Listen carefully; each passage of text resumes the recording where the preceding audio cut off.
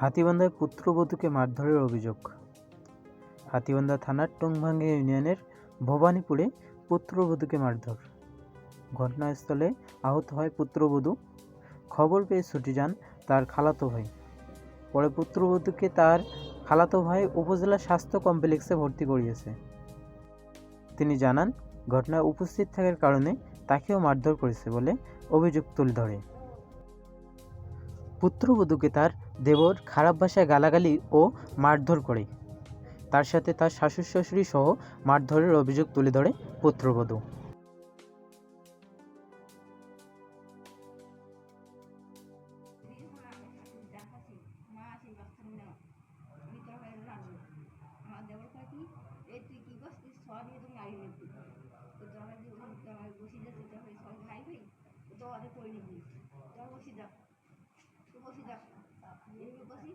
আমি রান্নাঘর দেবো আজকে আমার ডাঙে আসতে আমার ডাঙাই দিই আমার রান্নাঘর দিকে দিবে না এই তুমি ডাঙাই দেখতো আমার সেই ডাঙাই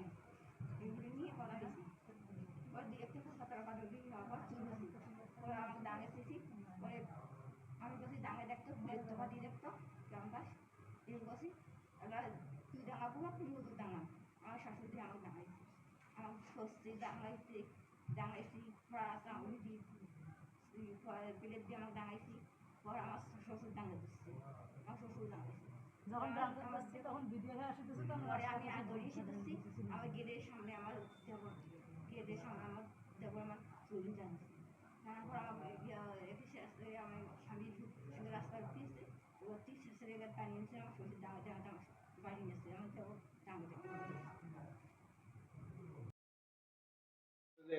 আমার বাড়িতে মারামারি করতে আসছি তখন এলাকাবাসী তখন সবাই চেপে উঠছে কিসের না আমার 4টে মানুষ এসে মারামারি করবেন না তুমি আমার সোয়া দেন না সে সোয়া যদি মরি যায় আমার সোয়া নিয়ে মেডিকেল ভর্তি করে দাও তোমার সোয়া দেওয়া হচ্ছে যখন আমার সোয়া ধরে না আপসে এলাকার লোকে আমার বাচ্চা নিয়ে উদ্যোগ করে দিচ্ছে যে যাও তোমার নিয়ে এখন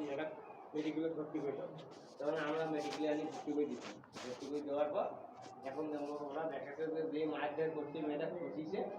এখন ওরা মনে হয় একটা অভিনয় করিয়ে মনে হয় বাচ্চাটা ধরে ঘুরে করছে যে ওয়ানও একটু মানে দেনাটা একটু লাগছিল এখন ওইটা আমার মানে দুইজনে আর কি ছেলেটা ঘুরিয়ে আবার ছেলেটাকে আনিয়ে মেডিকেলে ভর্তি করে দিল